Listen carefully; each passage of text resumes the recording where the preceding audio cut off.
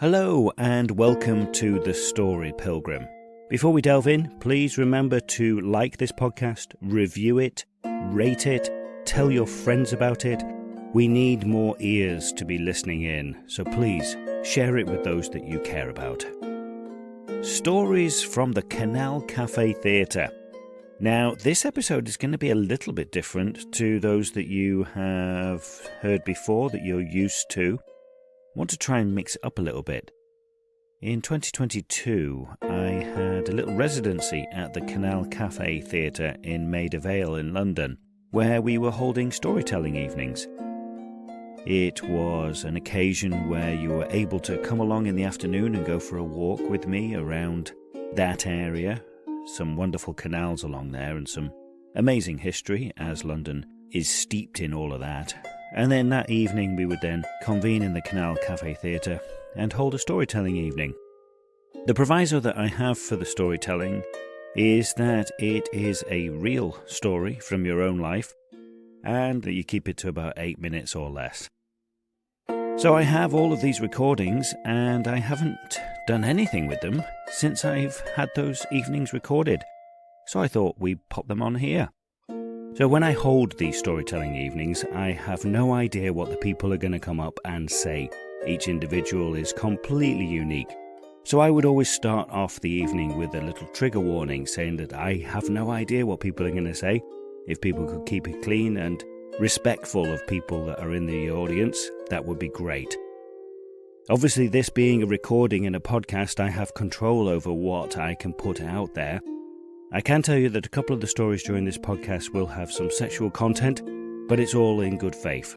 You're going to hear 5 stories this evening from people from all walks of life. The first up is a intelligent, wonderful young man called Aidan, giving us a little story about his... well, I'll let him tell you.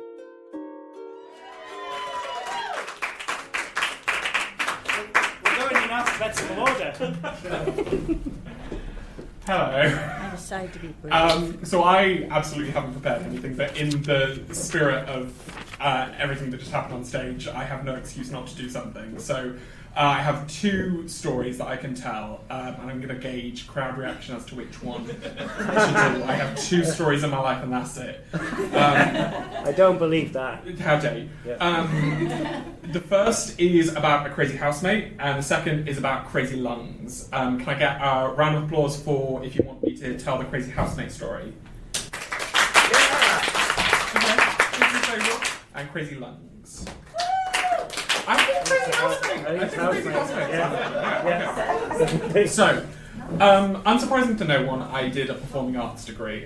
Vain surprise. And as such, I lived in a university house full of drama students. But bizarrely, we had one business student in our house. He didn't do any of our classes, he didn't have any of the same friends as us, but we made such an effort to befriend him. It was perhaps a little bit too aggressive how positive we were about him. And he really received that. He was very receptive. But as the weeks went by, you know, during Freshers Week, we all get very close in a very short period of time. He got a little too close. He successfully asked out every single girl in the house that he lived with. And at first, these girls just kind of were mortified. They didn't tell anyone. And eventually it became this strange realization amongst the majority of the house. Oh, God, he's going through each of us. Oh, no. Oh, no, we need to form some sort of coalition here. Jesus. And so we kind of politely talked to him about it, and he said, oh, what are you talking about? And so we sort of, you know, lightly, maybe one-on-one, occasionally sort of showed him texts where he had asked girls out, and he said, where? I just wanted to, I don't want to go to the movies with you. What are you talking about? Like, yeah, but then the next text where you asked to sleep with me? Mixed messages. So that was concerning. There was a very specific moment that I remember very vividly when we were all watching a TV show, and he was joking with us and he was saying like, oh, this movie's crap, these people can't act, I can do what you guys can do. And we were like, oh, what are you doing? And somebody else came in the room and we said, oh, he just made this stupid joke about how he could be an actor, and he went, that's a lie. I never said anything along those lines. And we all went, oh. Oh, so he's crazy, that's and it was all silly, and we kind of teased him about it until it got to the point where we'd be on nights out and he'd start confronting people. He'd pin people up against the wall. There was a night when he kind of pushed me up against the wall and said a lot of very uncomfortable, a little bit homophobic stuff.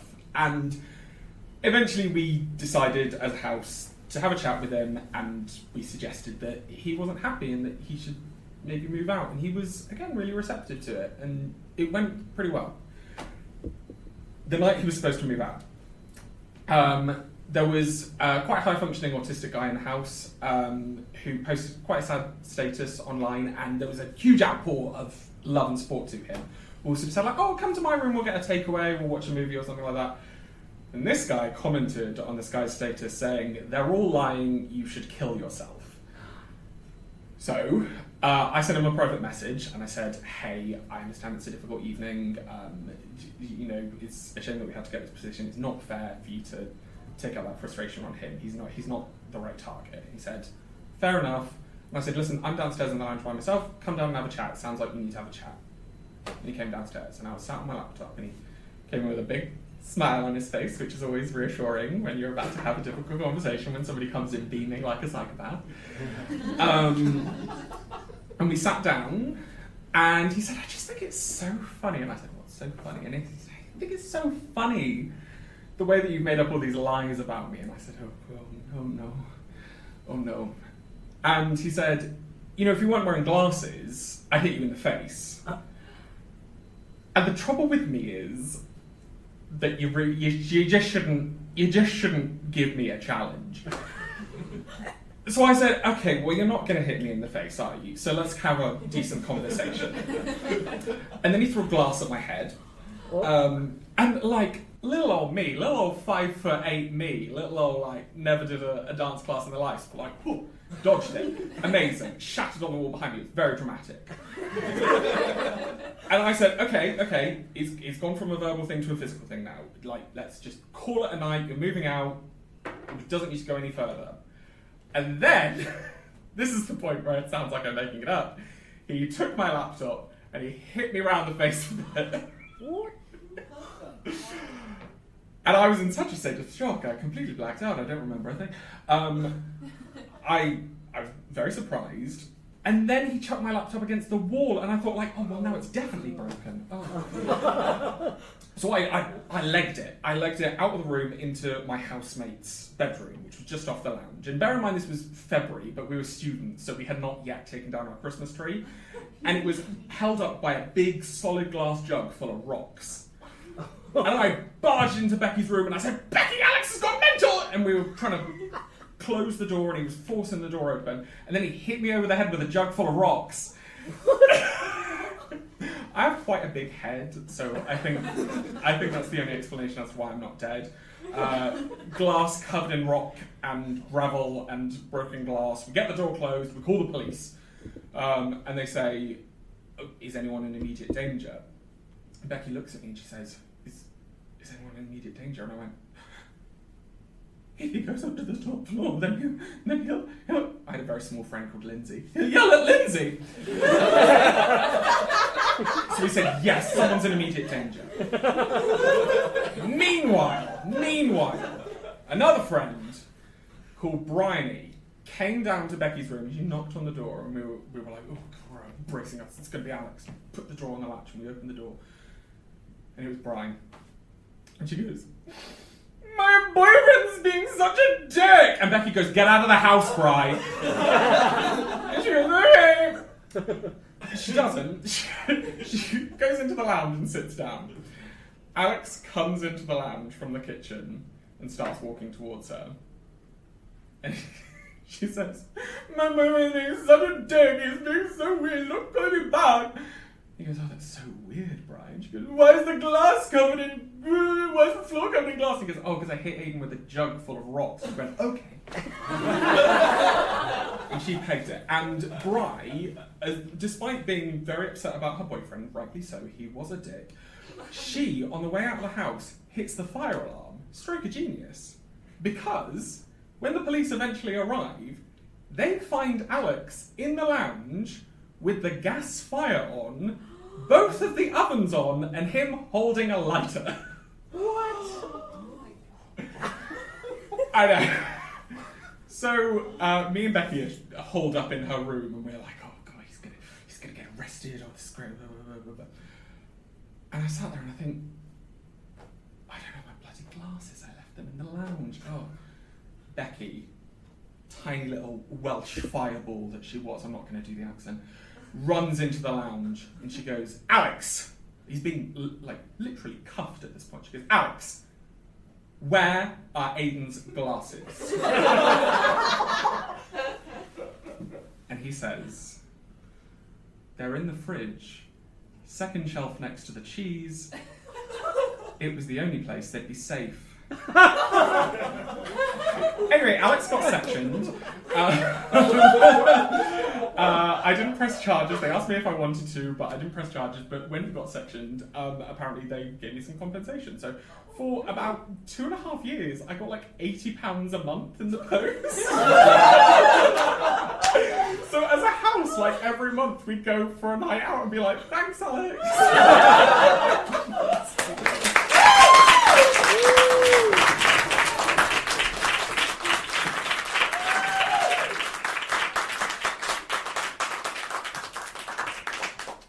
Nice. Well, I can't even see me. Okay. I have a story about love expanding. Some of you know I have a transgender daughter, and she's 25 and she's lovely. And about 12 years ago, when things were getting sorted out and interesting, at the time my son went on a trip to Italy and France and Paris on a cooking trip to learn how to cook. And called me from Paris and said, "Mom, I have something really important to tell you." And I said, "Okay, Jamie, what's important? Are you okay?" She said, "I'm okay, but it's really something important you should know." And I said, "Okay, you can tell me anything." He said, "That's why I'm calling you." I said, "Okay," and I'm ready for anything. And he says, "So, I'm probably bisexual." And I said, "Okay." He said, "Well, how do you feel about that?" And I said, "Well, actually, a little bit jealous." And he said, "How could you be jealous?" I said, "Well, you've got 2 choices, don't you?" "I've only got 1. How is that fair?"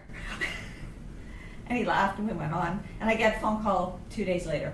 "Mom, I have something important to tell you." I said, "Oh, he's going to say he's gay." He's figured it out. He says, "I'm going vegan."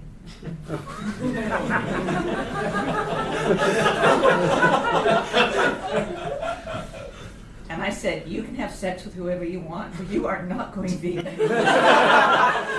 You are not doing that to me. I do the cooking. I do the shopping. This is not happening." So, he has a little brother.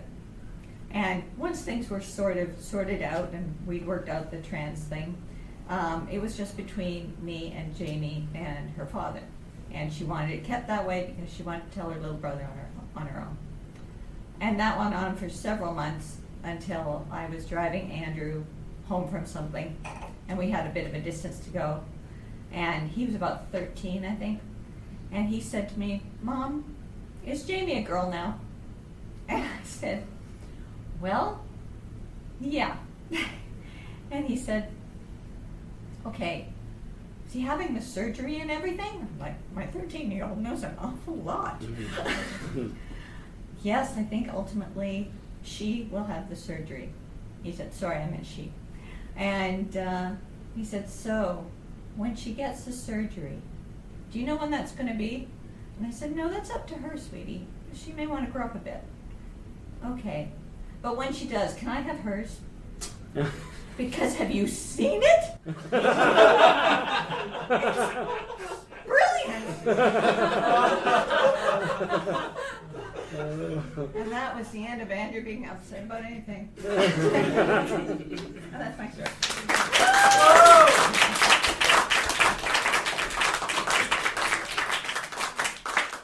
Excellent. Thank you, Catherine. Hey guys, I'm Charlotte. I've recently graduated from university studying nursing. So the story that I'm going to tell today is actually the story that kind of led to me to go into nursing. So just for context, for those of you guys who don't know me, I am probably the clumsiest person you will ever meet. It's like people think they're clumsy, then they meet me and they go, oh. So I was going to do a bit of a Joker thing and go like, do you want to know how I got these scars? But it just doesn't work on me. That voice don't work on me. So what happened was, it's about 5:30 in the morning and I'm on my way to work. I had a really late dance rehearsal the night before and I'm on the top deck of the bus when, bear in mind the bus is completely stopped, we're at some lights. I go down to get off the bus and I just completely missed the step and went cascading down them. Whilst I was doing so, rather than just letting myself fall, I decided to try and save myself. So I tried to wrap my left hands around like the bus bar, like the stair bar, whatever you want to call it, and it just literally cracked it. So I get to the bottom of the stairs, I'm like, obviously, like I'm not going to do it as loud as I did it because, honestly, people were staring at me like I was possessed. And so the bus driver has to drive to the next bus stop because otherwise if he stops in the middle of the road, that's not safe. And from then, the bus completely empties. Luckily, this one lady who knew first aid, she stayed with me. Turns out she works for Sainsbury's. I don't know if that's relevant in any way. But no, it's not actually. Anyway, so she's staying with me. She's taken my phone from me. Bear in mind, when I've stand up, my arm's literally just like that. Like I can't actually move it. I mean, I'm moving it now, but it wasn't moving. So this woman, rather than asking her to call my family first, I said to her, can you call my manager and let him know I'm not going to be in today? So that's what I ended up doing, basically. And my manager, he's also one of my best friends, by the way. He was talking to me afterwards, and he was like, I was trying to listen to what the woman was saying, but all I could hear was you shrieking in the background. I was like, oops. And then, so they tried to call my mum. She didn't answer because, it's 5:30 in the morning. They called my sister, she answered, and she said the same thing. She was like, I was trying to hear what this woman was saying, but nah, you were shrieking, man. So eventually we called the ambulance, of course, because I needed to go to hospital, and it turned out there was actually a massive pile-up somewhere near to us, which meant that because my position wasn't life-threatening, the ambulance wasn't actually going to come and see me. So these police people come and take statements and stuff because it was on a bus, and eventually they kind of strap me up and take me to the hospital. They take me to the hospital, they go and obviously have to do an x-ray, etc, etc. And because of how painful my arm was, they initially couldn't get my arm onto the slab. So they had to, put this shot of morphine into my bum, which my mum was there the entire time, so I'm really glad I don't have any, embarrassing tattoos there or anything, because, so that happened. And once they'd done the morphine, I became high as a kite. Honestly, I was still in pain, but I was skipping down the hospital corridors like I was a little crackhead or something. I don't know. But so I get back to the X-ray suite after having the morphine, and I literally just put my arm on the slab and turn to the radiographer. This is the most comfortable I've been all day.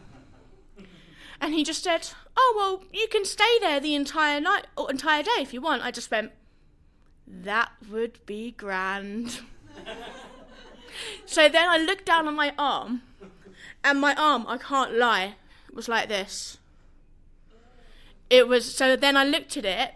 Obviously by then I'm so high, I don't care about anything. So I'm just like, oh, it's like a chubby banana. So yeah, that happens. X-ray finishes, I go outside to my mum. She's carrying all of my stuff for me, obviously. I'm in my sling and I just go. And it takes 2 people to like put me in a cast and everything. I ended up having to have surgery, of course, because it turned out the bones that are supposed to be like that were like that. Yeah. I've still got a picture of the X-ray because we literally went. But yeah, so I had surgery that afternoon, and they put me with anaesthesia, etc., etc. And it came to me coming around from the anaesthesia back when I was at the hospital. The ward. Of course I was at the hospital. Anyway, and so they're asking me like these loads of questions. Bear in mind, I'm still half asleep. And my mum and my sister are there by that point. And they go, oh, so who's your next of kin? So I'm literally just like, say you're my mum and you're my sister. I'm just like.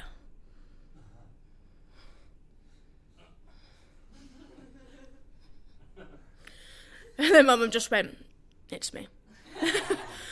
And yeah, so then the next morning I was obviously off the anaesthesia by that point, as in it had worn out completely. And I was just looking around thinking, I quite like this environment, you know. It's cool. And about a week later, I applied for my nursing degree on a total whim. Never had any healthcare experience whatsoever, but obviously had enough life experience because they let me in at Greenwich University. And now I'm about to graduate and waiting for my classification. And I'll be starting my job next month on a trauma and orthopaedic ward, which is, yeah, which is bone breakages, by the way.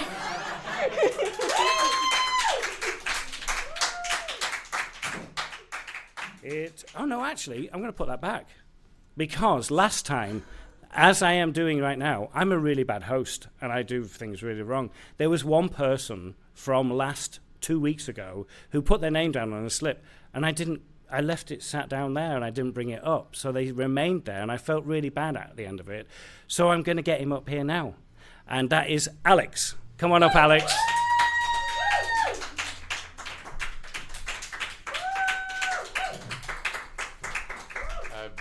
Firstly, no, you're not a bad host. I just got it in late. That's all that was. Hello, I'm the only person here that you don't know. Little bit of introduction. Yeah, I'm Alex. I went to a drama school. I am an actor, although according to Rishi Sunak, that means I'm classically trained as unemployable. So, yeah, story for me. I mean, obviously, this is going to be a 2020 story to a degree.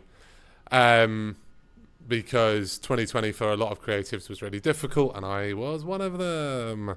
Hooray. But yeah, essentially I went through quite a big upheaval in terms of a breakup through 2020. That's not exactly the focus of the story, but it helps to give context.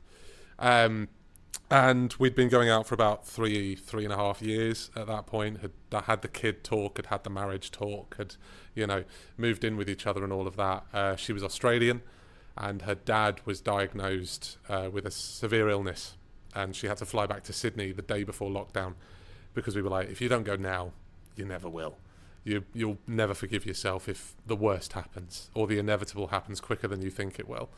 So we got her over there, and then after a few months of trying long distance, we decided, you know what, this is too much for you to handle with looking after your dad and everything, so we decided to cut it off before resentment started to build. Healthiest way we could do it, still hurts.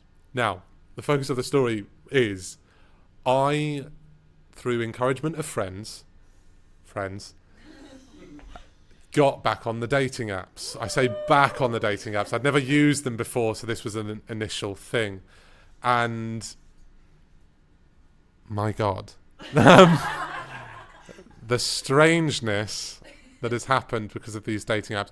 I'll skip over a couple because I think I can. Just to, in terms of weirdness, I'll see if I can rank them in terms of odd interactions with people. There was a lady who we were having a lovely time walking around Borough Market. It was a very nice date. But she was in the ambulance service, and this was while social distancing was still very much a thing. And so I was like, cool, I'm not going to touch you, I'm not going to go near you unless I have express consent from you to break social distancing guidelines. We're just going to keep very much off the beaten path. Or not off the beaten path, just very separate. And at one point, while we were walking through Borough Market, she trips, and I instinctively go, oh, and then immediately go, shit, I've just broken social distancing, because I've just grabbed her to steady her. And I apologised, and she said, oh, don't worry, it's fine. It's fine. I work in the ambulance service. I get a test every 2 days. Like, it's completely fine. I'm clean. I'm assuming you're clean. And to be honest, I've wanted to snog you for the last 20 minutes.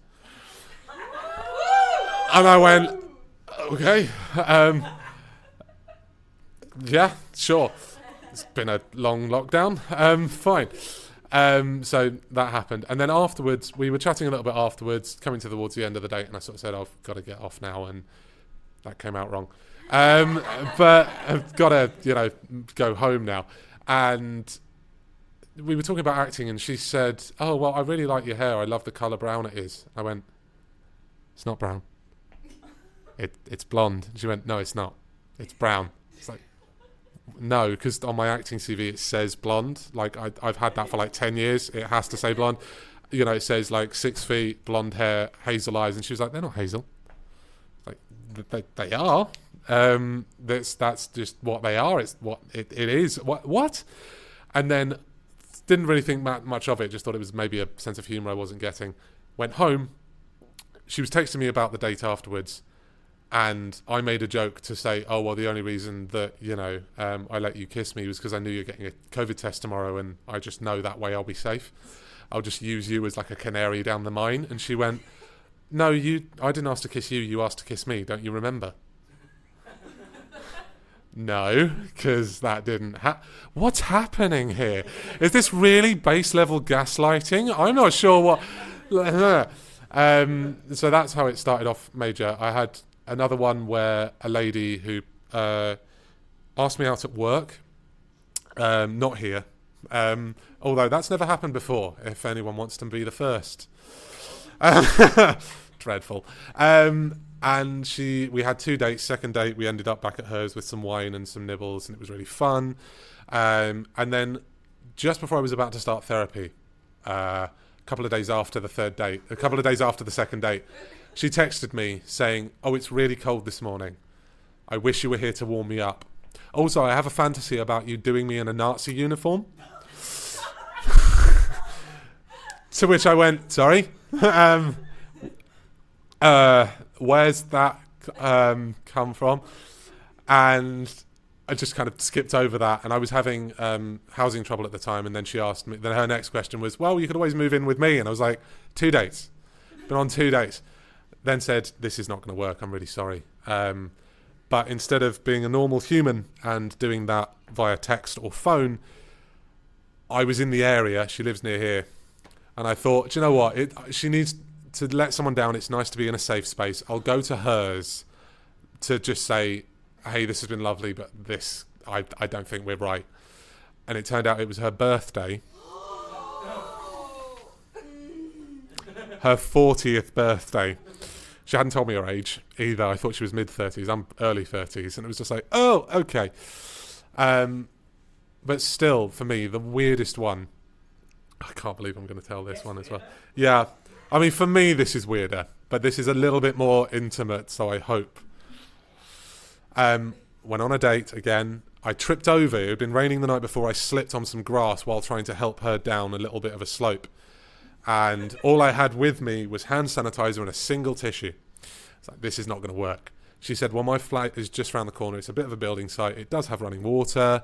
Do you want to just go and clean yourself up? I said, yes, please. That'd be really helpful.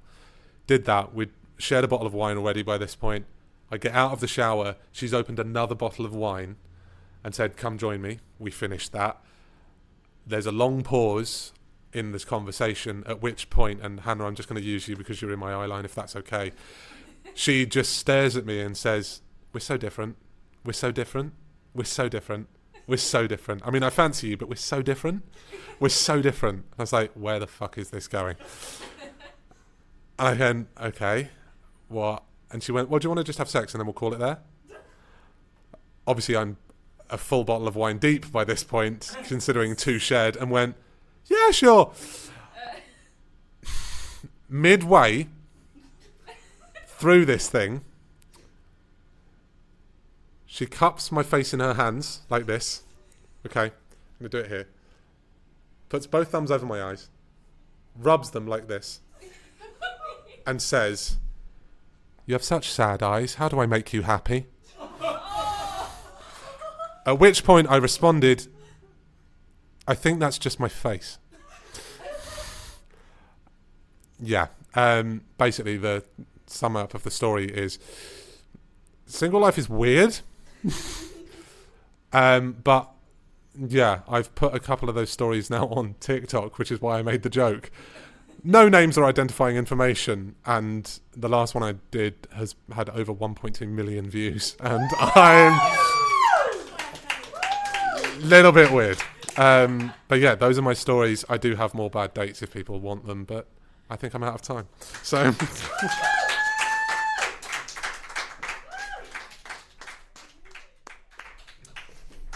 okay, this is just a quick one. So when I was about 14, it was my best friend's birthday coming up, and she told me a couple of months before, hey, my mum is planning on getting me something really great. And obviously we were 14, so my immediate thought was make a joke. Oh my god, it's a dildo, isn't it?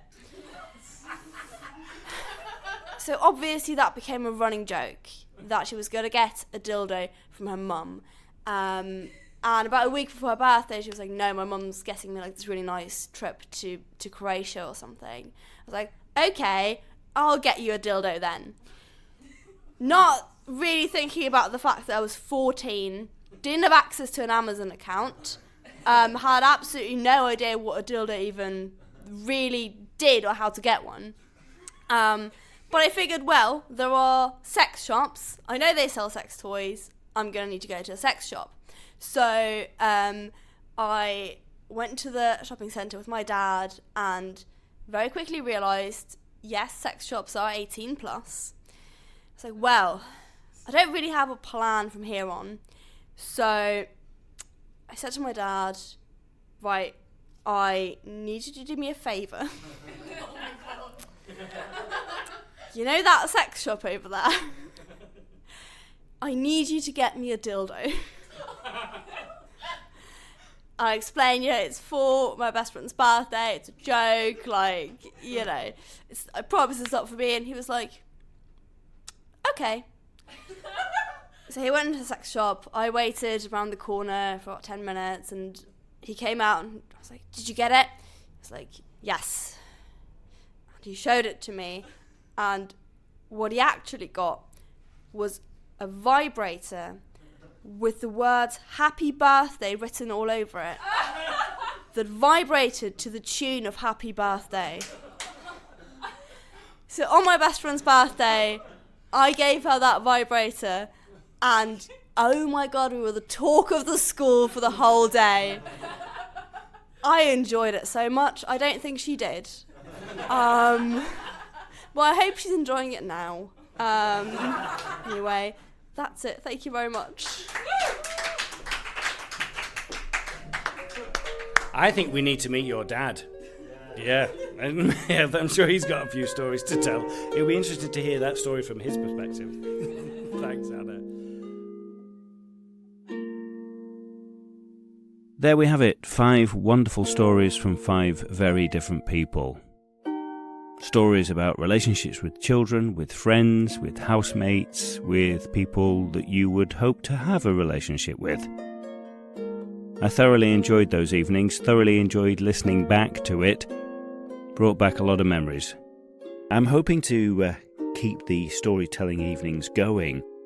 I'm now based in Brighton, but I can travel around doing them. The whole idea of the Story Pilgrim is me collecting stories from people's lives to help me figure out what this journey, this pilgrimage of life is all about. As I've said before, we're all doing it so differently, and it fascinates me. I hope that you enjoyed it, and I hope you'll join us again. The Story Pilgrim was written and produced by Darren Hill. Music by the amazing Anya Backer and Sean. To find out more, please search on social media for The Story Pilgrim. Please share this podcast with those that you love. Keep listening, and buen camino.